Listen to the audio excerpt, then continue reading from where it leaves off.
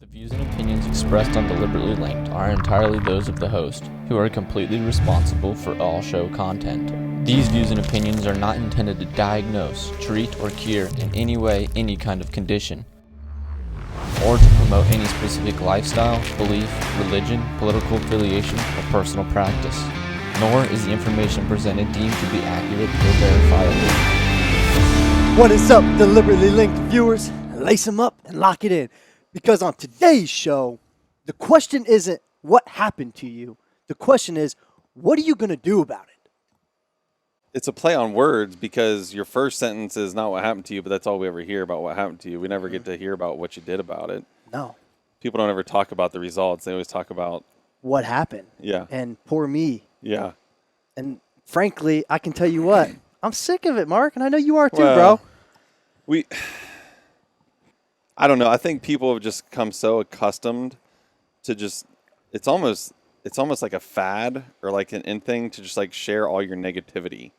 It is, yeah. No, well, everyone does it nowadays, and it's just, like you said, it's kind of a fad, and it rubs off on people Yeah. everywhere you go. So when we were talking about this and I was diving into this, and I dove into this for a very specific reason, and we talked about it, but there's a group of people that I don't know if this is a real thing or maybe I made it up. I don't know. I call them baiters. Like they bait people into telling them negative things. Oh, for or sure. like, for instance, in today's show, we're going to talk a lot about complaining. They bait you into complaining because they almost need it like a drug.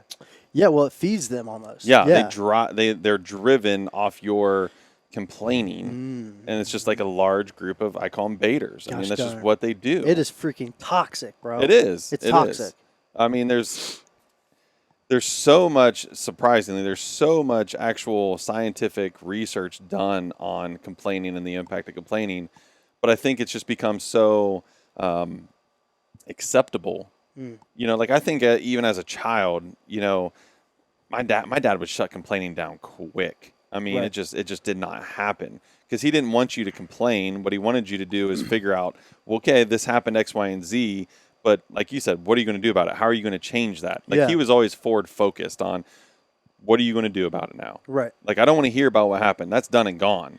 Well, even growing up in sports, Mark, and you and I both can relate to this, is through, that's why I love the sports culture in general, just for what it does outside of just the enjoyment of playing a game and how it creates, it'll turn boys into men and girls into women. The attributes and characteristics that you create and grow from sports, in the sense that, you know, more so specifically for myself in football and yourself in football, at an early age, we are trained essentially to not complain, and not only verbally. I mean, I even think of it as small as when you're running suicides and you got guys bending over and the coach is like, stand up tall, because that is creating that like mental toughness. But at the same time, bending over is almost an action of complaining, like, oh, I'm body so language. tired. Exactly. Body language is a nonverbal, you know, either way, it could be positive or negative, but it's a nonverbal communication. Yeah, and Mark, when you brought this show to our attention, really, I thought it was a great idea. First of all, I thought of two things. First, I was like, as I was preparing for the show, I was like, that's funny. We're going to do a show on complaining as we complain about complainers. So that's a side note. We understand kind of what we're doing right now. But at the same time, I kind of just went back to just all the days, I think, of what I was saying, what sports have done, I think, specifically for myself on this topic of complaining. No, it's kind of, I'll tell you how this kind of came to me. So I really kind of challenged myself, and Josh knows this, and I'll tell everybody, I really challenged myself within the last 10 days or so.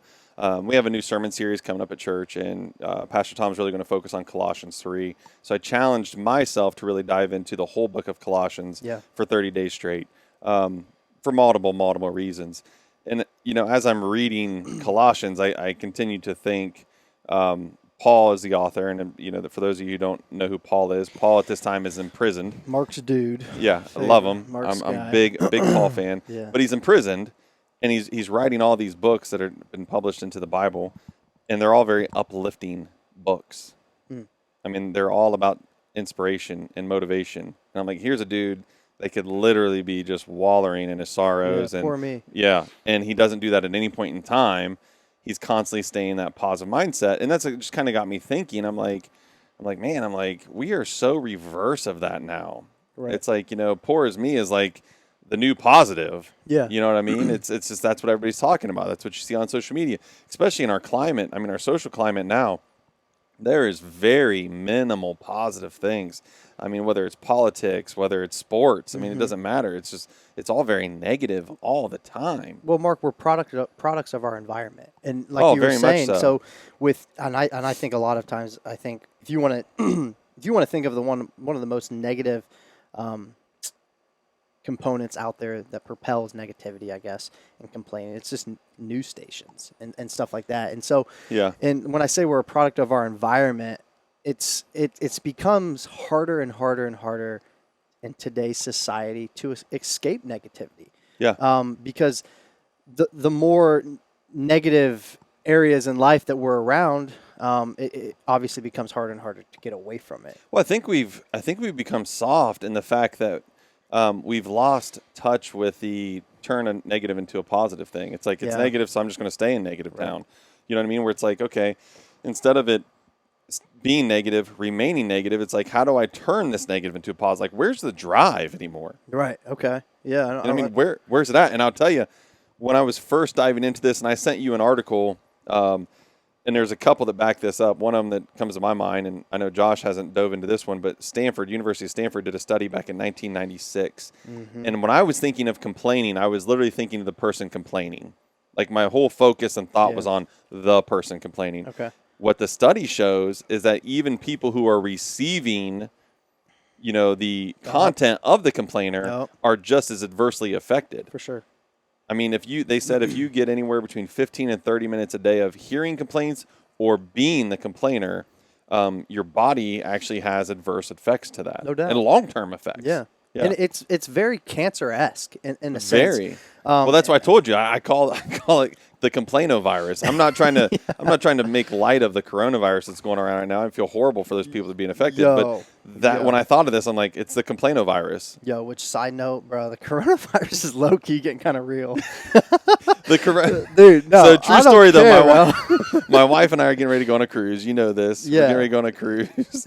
And she's like, my wife already doesn't even like leaving the state lines of Ohio, let Yeah. alone, getting in the middle of an ocean that's going to leave the protection of the United States. Right. She's already like, I don't know if I want to do this. Seriously. I mean, dude, there's been how many cases already in the U.S.? I mean, 70,000 people, I think I just saw, have died Yeah. from the coronavirus. I mean, bro, that's like, I mean, I know there's like 7 billion people in the world, but like that 70,000 is like starting to become a respectable number where I'm like, Respectable. like maybe we I should. think it's been respectable for like, a while. Maybe we should start being concerned. I mean, the doctor that, Well, that so just found out about it, the doctor that originally discovered he it, died. he just dipped out. Yeah, He's but done. the true story behind this, here's some true facts behind it. So 80% of the people that actually get the coronavirus, it runs through them like the common cold. Okay. Only 3 to 5% are having these severe adverse reactions that like we see on the news, that's like completely deathly. Okay. So like 80% of the people with healthy immune systems and, actual proper medical care, it's kind of like just a really crappy case of the flu. Yeah. It's that other 3 to 5 that, I mean, it's unfortunate you're in another world or whatever, and you're not getting good medical care or medicines, or maybe you already have a tainted immune system. That those are the people that are truly being affected. But Bruh. I'm telling you, man, They better it makes you figure this think. out, It bruh. makes you think. We paid too much money for my insurance. Taxes are way too high. Yeah. Like I want a This is the son of a farmer. Corona-less. I don't know if that's a word. I don't Corona less. Corona-less. I mean, I tell you one thing. If I do get the coronavirus, man, I sure as hell hope I get Lyme's disease. Okay. All right, because Oh, so many people right now are like, I can't believe you guys are making jokes about that. yeah, but that's horrible. no. Hey, once again, you got to find the positive and the negative. Exactly. Okay. But back on topic, complaining, man, it is Mark, you were talking about how it has the adverse effect on you Yeah. if others are complaining. And, Yeah. and I was thinking about how it is so cancerous. And we've talked about having an individual that's cancerous in a locker room, in a workplace. And it's truly, especially when you get that complaining from someone that's in leadership, and they don't even have to be the top dog. I mean, I think about it from my point of view. Shout out to Visionary Meals. We'll talk about this in a little bit, though. We did just hire another chef, and now there are different dimensions being thrown into what we do on a daily basis. And now there's an individual having to take charge and take lead outside of myself inside our kitchen. And I think of if that individual in charge, in lead, starts complaining, well, that is it's a trickle effect down to the next person down below, because they're like, well, if you're doing it, well, sure, I'm doing it because I'm probably making less money than you, and if you're complaining, man, I'm definitely going to complain. It's just it's extremely cancerous, and like you said, Mark, it doesn't just become cancerous from the one complaining, because it's usually just as affected to the person scientifically speaking, the area of the brain that controls making new memories and problem solving is the hippocampus. Correct. And the studies are shown that these people who either are really consistent complainers, or people who are constantly surrounded by those who complain, that area of the brain is drastically affected. Yeah. And it makes perfect sense, because if you're constantly complaining, you're constantly surrounded by complaining, and then you find yourself either dwindling or becoming unsuccessful, well, the area of the brain that's supposed to help you problem solve is now diminished. Right. So now you can't even figure out a way to get out of that. Yeah. That's why a lot of people then seek professional help, because they no longer have their own ability to solve these issues. Right. Because they themselves have damaged it. And I thought that was super fascinating, that this complaining actually damages the brain, bro. It's like, what? That's crazy to me. When we think about literally the engineering genius that God truly is. Right.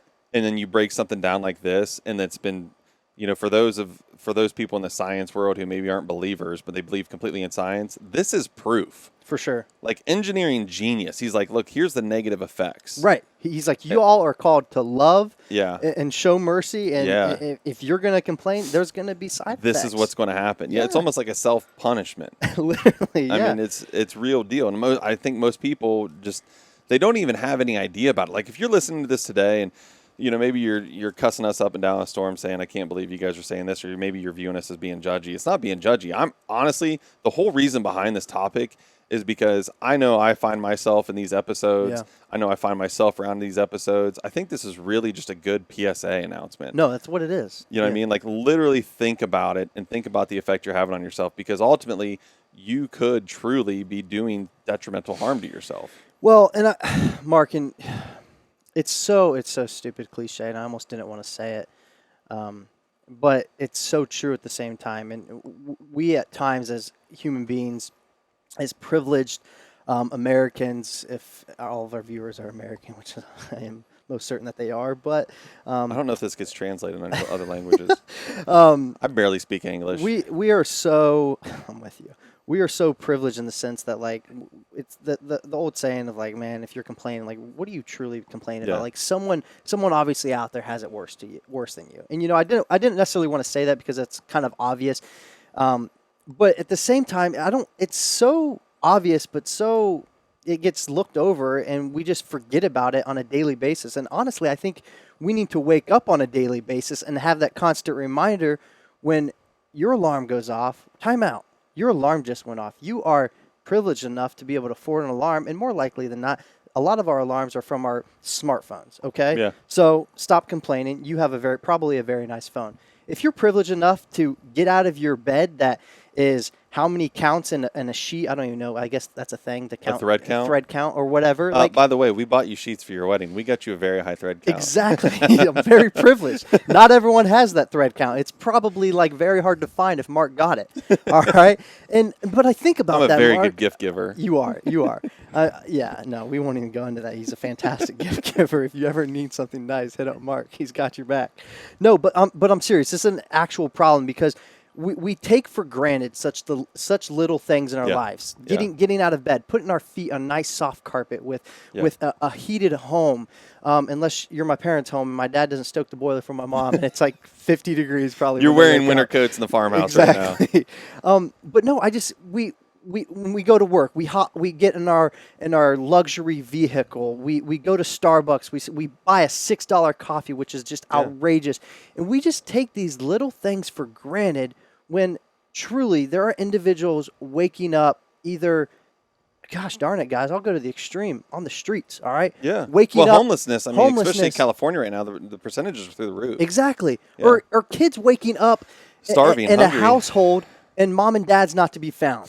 Yeah. Because mom and dad they're overdosed right now. Yeah. Like it's these little things, and we want to complain that someone put the wrong freaking milk in our Starbucks coffee. But I'll tell you what, though, I'll be honest with most people. I think from a standpoint, and I feel that I can speak on this platform from a different aspect, but definitely relatable. I think most people who have experienced the lows tend to be more positive.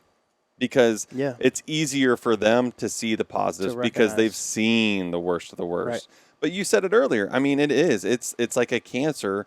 And we constantly, even if you were to wake up every morning, you're going to challenge yourself, say, I'm going to wake up every morning and I'm going to be thankful. I'm going to go out with the mindset to be thankful. The minute you start surrounding yourself with people who aren't challenging themselves to do that, it's going to literally just overwhelm you and you're going to find yourself back in that complaining world. Yeah. I mean, because it's like that virus. It just spreads. I mean, history lesson for everybody. When the American Revolution was going on, I mean, you're talking about years of America battling, obviously, the English and all of them and trying to obviously take control of the United States of America. And George Washington's leading this great war. And you're talking men for years living without proper food, no pay, no boots, all the time marching, doing all these things. Well, eventually it gets to the point where these guys are like, I'm done with this. And it starts one guy starts complaining, and then it spreads everywhere. And then you hear the words like mutiny. You know what Washington did? Washington said, go out and find the leader and kill him. Hell yeah. He literally went straight to the source of the virus and put it down. See, I love it. And it's over. It's over. Kill it. Because he understood, I'm dealing with a cancer. I've got to get rid of the source. Right. Now, today we look back at that like, I can't believe you'd ever do that. No. But back then, Washington's like, dude, take care of the head, man. Cut the head off the snake. It's over. Right. That's what you need to do in your life. You need to think so, look too. at your life and say, where do I need to stop the source of this? What is the source of this? If the source is you, then you need to make extreme changes in your life. If the source is the people you're around, you need to find a way to function. It might be your job. You can't just quit your job. Right. You need to find a way, though, to function within that. And maybe your way of functioning is to always be the shining light. When everybody starts complaining, always find a way to twist that into the positive side. Yeah. And some people get very annoyed by those individuals. That's because those are people you just can't change. They like being complainers. Well, Mark, no, you said two things I want to come back to, and one being that George Washington was a stud, I know. that was it. Yep. End of show. Thanks, guys. Have a great day. No, one being that if it is you and you're like, okay, well, if it is me, I understand if it's other people, it's a lot easier to be like, okay, just eliminate yourself from that toxic environment. But if it is you guys, I got a simple answer for you. Open the word. I promise you. I promise you. It is everywhere, and God's grace and love will fill you abundantly and will take you steps farther and farther away from wanting to complain. And you and I were just talking about that. Like the more consistent and devoted you are to the word, everything in your life is better. It changes, man. Everything is better. I mean, side note, I completely, Ash and I's week, Ashley, my wife, and I, our week sucks if we don't make it to church. My life is almost upside down if I've been absent in my quiet time. Yeah.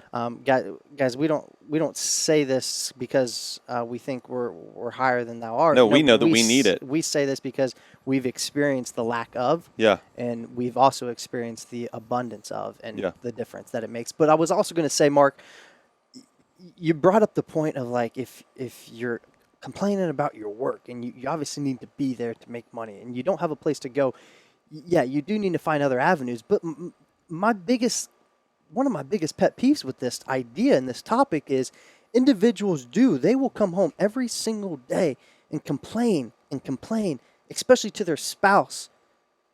And create this toxic environment for their kids about how bad their day was at work. Yeah. My thing is, if it's that freaking bad, you have the option to find another option. Oh, for sure. You know what? Make a change. It's the individuals that want to complain that don't make change. I'll tell you right now, my wife is one of the hardest workers that I know. She has so much compassion, love. She is like stupid smart. And I know that doesn't make sense, but she's extremely smart.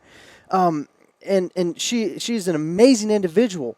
She complains almost on a daily basis about her situation. But you know what she's doing? She is taking steps and putting in actions to set herself up for down the road of what future and what God has planned for her. Well, you and I had this we actually had this conversation last week off mic, and we were talking about that. And I just had this conversation with a man at church. I teach a class at church, and this is one of the subjects he brought up was he's like, I hate my job. He's like, I hate my job, but right now there's no way I can leave my job. And I'm like, I understand that. And I listened to him vent for a little bit. My first question is, though, why? Why can't you leave your job? Well, he has 5 kids, and this job is how he supports the entire family, and so it's comfort. I get it. Comfort. That's the word. It's comfort. Yeah, but so I told him, I said, okay, that's fine, but it's like your mindset's wrong then. Yeah. I'm like, then you just change your mindset. And he looked at me like I was crazy. I'm like, no, think about it. How can you use this time as preparation for when change is available? Correct. So whether change is available next week, next month, next year, 2 years from now, how can you utilize this experience to prepare for change? And instantly he looked at me like, I never even thought of it that way. So I get it. Sometimes we're stuck in a place. I get it. Yeah. That happens. But instead of always going into that with negativity and I hate this, I don't like this, go into it that how can I better myself even now? Correct. So literally, if you were just to change the way you look at something, change those focal lenses of how can I use this for the greater good? And it's like Ash, it's not perfect, but I guarantee you there are things that you can take from it that are going to help you later. Right. Focus on those things. No, and that's it, Mark. She came to me, and I love, that's so awesome that you shared that information about that individual struggling with that, because I think it's so relatable to so many of our listeners that go to an everyday place of work and they're just they feel drained, guys. And it's simple. I'm telling you, my wife comes to me on a weekly basis about how she is not fulfilling her purpose. Yeah. And I was listening to a podcast. I'll give them credit because there are dudes, Business and Biceps, Corey and John. I was listening to a podcast mid-workout, and I literally stopped the workout, and I said, hey, Ash, you need to go listen from this segment to this segment, and I want you to come to me and tell me what your thoughts are after it. Yeah. And it was basically to influence her and to basically give her that little kick in the butt that she needed to recognize that complaining on a daily basis about where she is just going to stay. It's going to stay stagnant. It will stay the status quo of not being fulfilled and not being happy if you're not willing to make change. And she finished the segment. She came to me, and I'm like, okay, what are your thoughts? And she was like, I need to go chase this. And I'm like, you do, but and there was an opportunity opening up down the road for her. And she was like, well, I know they just contacted me about this potential opportunity that might give me purpose. And she was like, well, I'll wait until they hear from me. I'm like, no, screw that. Yeah. What are you waiting for? Yeah. Go tackle this stuff now. Go be proactive. If you're not happy with what you're doing, if you want to start your own business, but you're like, well, I got to put food on the table, I got to supply for my family. You're right. You do. That is your responsibility. You don't walk away from that. But at the same time, if you're that unhappy, make the sacrifices now and be proactive about what you want to do in your own personal studies, in your own personal growth, in your own sacrifices. We talk about when your family goes to bed, if you want to change your life, if you want to change your family's life, stay up later, all right? Be studious about what you want to be proactive in. Well, don't think it's just going to happen. Exactly, it doesn't. And that's simple, Mark. Well, Go ahead, bro. And I don't know how many times. Josh heard this 1,000 times, and I think if you listen regularly, you've heard this before in here. Failure to plan is a plan to fail. Yeah. I mean, so if you find yourself in that place and you've just accepted it, you're not planning. Yeah. You become another one. You've become part of the problem. You're doing nothing to formulate a solution. Right. If you're surrounded by complainers and then you join as a complainer, that's all that there is. It's literally an atmosphere of complaining. And as we find out, from a mental standpoint, you're going to adversely suffer. Right. And so then when there is an opportunity to change, you've completely taken that opportunity off the wall. Correct. It's not even available to you now. Yeah. Because you've transformed yourself into something you didn't want to be. Where in turn, you can take the time and just say, hey, it's a season of preparation. Correct. I'm going to accept this season of preparation. I'm not going to be like this. When I feel the need to complain, and this is something I'm trying to do with myself, and I'll share it with other people. When you feel the desire to complain, this goes back to just take a second, stop, think about it. Think about it. Right. No, Think about, why am I going to complain? What specifically am I complaining about? And then think about all the other things associated with that. Right. Because I guarantee you the other things that are associated with that, there's a positive in there somewhere. Focus on the positive. Yeah. Focus on that positive and let the complaining go. And I mean, even other studies have shown too that the people that complain, they don't even complain to the source that needs complained to. Yes, that's so true. They said I think the average was like they'll tell 12 to 16 people. Yeah, 8 to 16 and people. never even get to the point of telling the person that they should actually share their grievance with. Right. So all we do is we just spread the negativity. Yeah, 95% of consumers do that, guys. That's a ton. Like complaining, and like Mark said, you're just spreading it. So That's all you're doing. It's And just what a you're doing trickle is effect. you're spreading it from a stance of weakness because you're looking for that response that victims seek, which is, oh, poor you. Right. No. Yeah. No, you're all freaking soft is what it is. I Yes. mean, this comes back to episode 1. Yeah. It's all mental, all right? And be the best you. Constantly, guys, if you want to walk around for like poor me, I'm Yeah. telling you, like, Well, if you're going to walk around that way, change that's what your you're going mindset. to attract. Correct. Yeah. I mean, guys, Jackie Robinson, all right? Everyone knows who Jackie Robinson is. He literally had in his contract, all right? Yeah. This was super fascinating. He had in his contract to not complain if people spit on him. Yeah. So when he played, he got spat on left and right. Oh, yeah. And it was literally in his contract, hey, if you're going to be on our team, you're not allowed to complain Yep. about this. And you know what Jackie did? He showed up every dang day and just proved everyone wrong and just said, hey, I am not here to complain. I'm here to show you, all right? And I will show you what I'm capable of. I will deny the stereotypes that you guys want to peg on me, and I will show you the type of man that I am or woman in whatever instance. No, I think there's so many times and opportunities in our lives where we can settle. And I think settling comes with a lot of complaining because when you settle, you look to blame. I'm here because why? And 9 times out of 10, you're going to find something beside yourself to pin that on. Okay. Okay? And that's what we do. But in every time that you're presented that same opportunity to settle, you also have the same option to not accept it. Right. And say, why would I settle here? Are you settling because you've reached the pinnacle of what you were heading for? Okay, that's one thing. But are you settling because maybe there's other people or there's other instances that are telling you this is as far as you go? Yeah. That's up to you to accept. Right. No one says you have to accept that. No one says that you have to come from an impoverished home and then you yourself become impoverished. No one says that whether you're black, white, male, or female, that, I can only go so far at management. No, those limits are placed on by you. Mm-hmm. That's the thing, Mark, and I think that brings up another point is the world that used to be is not the world today. You know what I mean? Well, the only reason the old world stays alive is because complainers keep it alive. That too. But that's a great point because, guys, race is, don't get me wrong, racism. There's racism. It's real. Racism is still very alive. But It's it's unfortunate, it's not but what it is. It's not what, and it's still alive because of this topic, honestly. But racism is obviously still alive, but nothing what it used to be. The way jobs and corporate and career paths view positions of women is not what it used to be. Opportunities. That's because people stopped complaining and they did something about it. Exactly. Opportunities, guys, are look around. We live in a society of culture of opportunities. I mean, there have never been more opportunities in American history than there are today. Sure. Never. I mean, left and right, the resources at our fingertips, guys. That is why so many entrepreneurs are coming up, and shout out to the real entrepreneurs, and shout out to the fake entrepreneurs. But there are fake entrepreneurs because they at least recognize the opportunities out here. But the fact that we still find areas to complain as a society, I think of it as like, man, if a guy or girl, and you go want to complain to your grandmother, your great grandmother. Oh, for sure. You know what I mean? And I just think about if I were to take some of my complaints to my grandmother, both of my grandmothers. Well, I'd be both scared. I'd be scared to go to Miss Victoria. Yeah, Victoria, shout you out. You're an amazing woman. Actually, both my grandparents are amazing women. But if I took any of my complaints to them, I would almost be embarrassed what their thought process of me would be.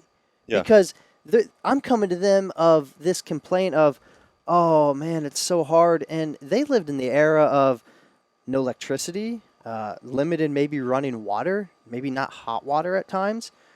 I mean, my grandma, she's pushing it. She's pushing her, what, she's late 80s, I think now. Shout out, Grandma, if I got that wrong, I'm sorry, because I know you're a listener. I love you. But, I mean, she lived in an era of, man, somewhat horse and buggy a little bit. Like, I know on the farm, they played a little bit with that. And then I know with her upbringing, her grandmother definitely lived in that area. I think of, guys, I just think of what we complain about nowadays, and it's almost childish. It's blasphemy. It's comical to me that we all, myself included, Mark and I, we're both included in this topic, that we just find things to complain about. The individuals, man, they would have to walk, man, 3 miles to get somewhere, and we just hop in our car and just take it for granted, bro. I don't know. It's just, the ease of even picking up a phone. That you know what I mean? Or medical care. Yeah. I mean, just simple things. And yet these are things we constantly talk about complaining about. I mean, you find it all the time. And you find people just being so unappreciative of everything. You know, and then once again, it always goes back to, we've come to a state where it's okay just to blame. I mean, and honestly, I think the art of excuse making, all that is complaining fuel. Okay. You create all these excuses, so when things fail, because they're going to fail, because I'm just going to tell you right now, you're really not all in. Right. You're not all in. So you start the excuses now, so later when you can complain, you have something to blame it on. It's like you set yourself up to fail before you're even trying, because the truth is you truly don't even believe in what you're doing. Yeah. And know? I mean, if you can't believe in you, I mean, man, your mom might believe in you, but you ain't finding anybody else that's No, I mean, it's, you got to want it for yourself. you is the absolutely thing. do. That's And the it doesn't thing. matter. It doesn't matter what it is. It doesn't matter what it is. I mean, honestly, we're all in control of ourselves. You know, we say it all the time. Control your own control. Yeah. We say it all the time. Yeah. You know, but they just don't want to do it. I remember in the fire academy, I used to have this officer in the fire academy. His name was John Figgins.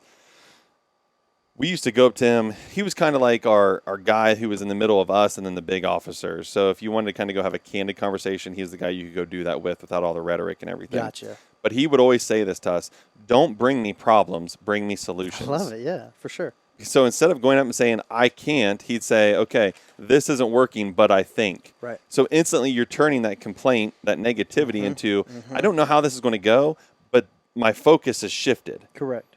This isn't working. My focus is now shifted. And he used to say that all the time. It's something I apply to myself all the time now, or even my children. Don't bring me with your problems. Come with me solutions. Correct. Tell me this isn't working, but this is what I'm going to attempt to do to reverse that. Yeah.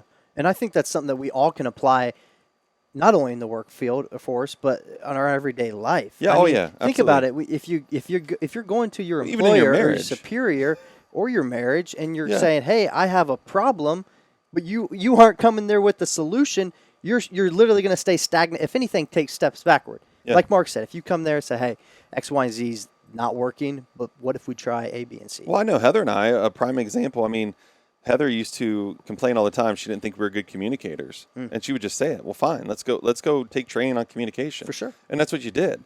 I mean, we could have sat there and complained forever and just sat in that and said, well, we're just not good communicators. Guess we're not going to communicate well. No, find a source to say we could do this better. Yeah. And I mean, I'm all for that. Yeah. You know what I mean? It's simple things. So whether it's in relationship or whether it's work, it's great. It's great that you can actually pinpoint issues, or that you are observant enough to say, okay, here's a problem area, but it's horrible if you do nothing to fix that. Right. And that's where that complaining, that negativity breeds from, because there's nothing changing. So it's just again and again and again. It's the same thing I tell people all the time. If you find yourself every year in the same rut that you're in, my first question to you is, what have you done to change it? Right. Well, if all you've done to change it is complain, it ain't going to change. Have you made any steps to change that? Have you made any steps to change your environment or your living situation? Yeah, no, and that's why we bring up this topic. I know a lot of you might be listening like, hey, this is really good stuff, or maybe this is just obvious, but we share this because I think we all can be better in this. Well, I think it is obvious, but nobody's doing anything. And that's the problem. No one wants to do anything We've accepted about it. Yeah. Yeah, we've just accepted it is what it is. And I think it's important that we all learn to challenge ourselves to be more bold in this area of our life. And Mark and I talk about praying bold all the time. Yeah. Well, our actions need to be bold as well. And I think of individuals that I have relationships with, and I have recently chosen to be less around them because of the negativity that they're always pouring out, and I Yeah. constantly feel it on myself, and then you bring it home and this and that, and guys, you need to learn to exit yourself from Well, and from I these like the areas. word bold, and you brought up earlier like leadership roles. So whether you're a mom or a dad, or whether you're a supervisor at work or whatever, this is a great opportunity for have a huge impact on multiple people. Yeah. You know, a great opportunity. And I'll tell you, the other day I was just in prayer in my quiet time, and something just came to me, and I literally thought about this. I thought, you know, the generational impact that Heather and I are having on our kids. This has come mid prayer because, you know, my wife came from a not so great upbringing. I by no means was a silver spooner. I mean, Right. we had tough times growing up. But my mom, I know always projected things onto us to positivity and to, you know, chase your dreams. And it was always that, you know, go do it. If you want it, go do it. And it's the same thing. It's like a generational impact. Well, we as leaders all have that opportunity. It can either be negative or it can be positive. Right. And if you're in a leadership role and you, like you said, you're coming home from work every day complaining, well, what is that projecting to your children? You know, and Yeah. if you're a boss who's at work all the time complaining, what is that projecting to your workers? Correct. I mean, now you're just going to have crappy workers. Yeah. So it's like you have this opportunity to like break the chain somewhere. And, you know, if you can only handle it in small parts, it's okay. Control your small parts. Yeah. No, I think it's important, and as leaders, especially, let's a little bit more focus into the workforce. You know, either in the locker room for sports or in the corporate business world. I tell our people all the time, guys, hey, life happens. Oh, yeah. Things happen. Yeah. But the second that you walk through those doors, it all stops at the door. It literally, you drop it, and if it's your choice to pick it back up as you leave. And that is what we all need to be better at, myself included, instilling there. And Mark talked about leadership. Man, I tell you what, talk about a cancer of cancers, man. If you are the leader of your team, your household, your business, man, the second that they can smell any negative complaining from you guys, man, it's hard to climb out of that hole. Oh, and it's wildfire. It is. I mean, it's truly wildfire. It takes one little spark and it's out of control. I mean, it just is what it is. And I think we just have become so accustomed to it. And maybe that's because, honestly, over time, we're all being affected in the same, you know, area of the brain that now we're just like, okay, it is what it is. But the reality of it is that's what keeps that stuff alive. Yeah. I mean, we all want to sit here and say we want to make change, and we can watch, you know, really uplifting, inspiring things on television or the news or the internet, whatever. But for a minute, you're uplifted, and then when it's over, it's over. It's like nobody's actually applying these changes. Like, how we treat people, how we communicate with people, you know, what kind of image are we projecting? If your image is, you know, as this constant complainer, all you're doing is, you know, keeping that environment alive, and it's just a negativity. Yeah. Nobody needs it. Nobody does. No, it's toxic for sure. No, guys, I want to give you guys a quote here as we start to wrap things up. A lot of people never get to where they want to be because they will never stop complaining about where they are at. So I think that's kind of wraps up really what everything Mark and I just talked about today. And the importance of, you might not be happy or satisfied with your situation at hand, but the first step, I think, is recognizing that, okay? And then the next step is recognizing what you need to do about it, all right? And, well, maybe first recognizing what will make you happy, okay? And then recognizing what you need to do about it and how to get out of that. Well, and just accept the fact that sometimes changes don't happen overnight. No, that's a good point, Mark. That know is a what I good mean? point. This stuff doesn't come overnight. You're right. No, I mean, there's times that we've all found ourselves in those moments where we aren't happy or we feel like our purpose isn't being fulfilled. Not everything is quick. Sometimes it's a long preparation period, but realize you're still gaining something. Yeah. And that gain isn't just, I'm miserable. No, you're gaining experience, and that experience can be applied later.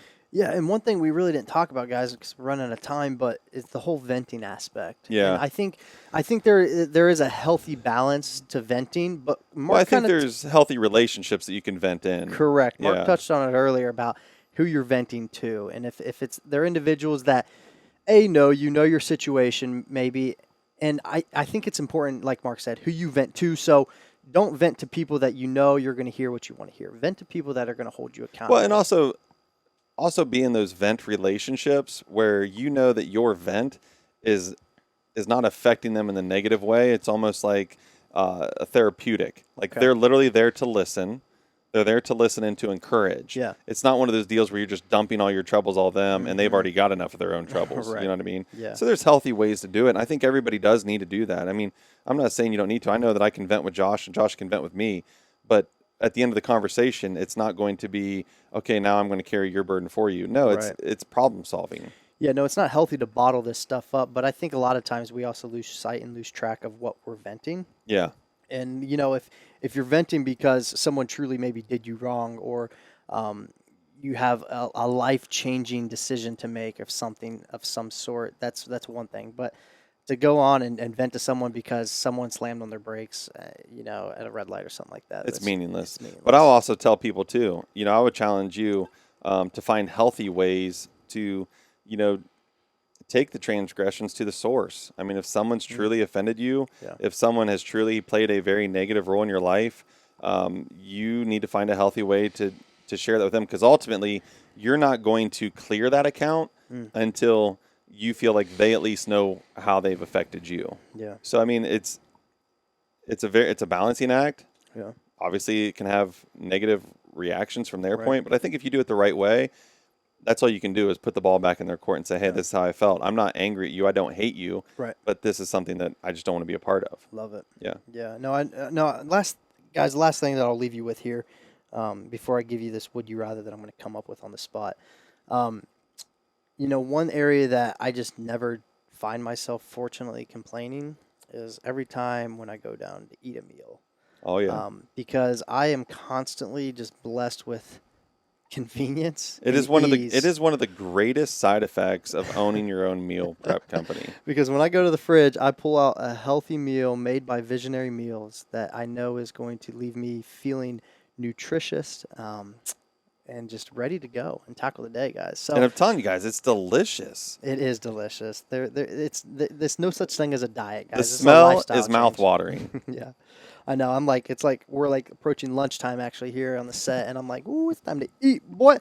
But no, guys, Visionary Meals, we're super thankful to have them as a sponsor as always, guys. And if you are one that finds yourself maybe complaining about your health, maybe those are some areas that you need to make Whether a it's change in. diabetes, high blood pressure, Yeah. I mean, all kinds of things. We're not just talking about people who want to fit into a size 2 or get No. ripped. That's not what we're talking about. We're talking about you as a whole person. Correct. Yeah, changing your lifestyle. Absolutely. I mean, and it's an enjoyable way of doing it. Like I said, folks, diet is the wrong word.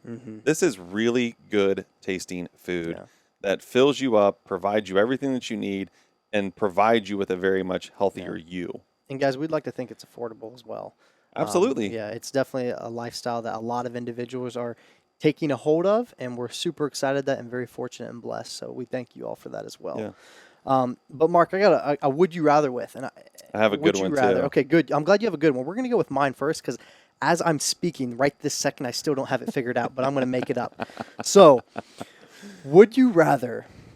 Okay, would you rather live with someone that constantly complains every second they walk in the door, I've done this. or but they be your true love maybe? Okay, they are your true love, but their one negative is they just never stop complaining, but they satisfy you and bring you joy in so many other areas in your life. Or live alone. Oh, live alone. Damn, that was easy. Yeah. Okay, Live alone. your true love. Easily live alone. Dang, I didn't make that hard enough. Okay. All right. Cool. I'm a grizzly bear.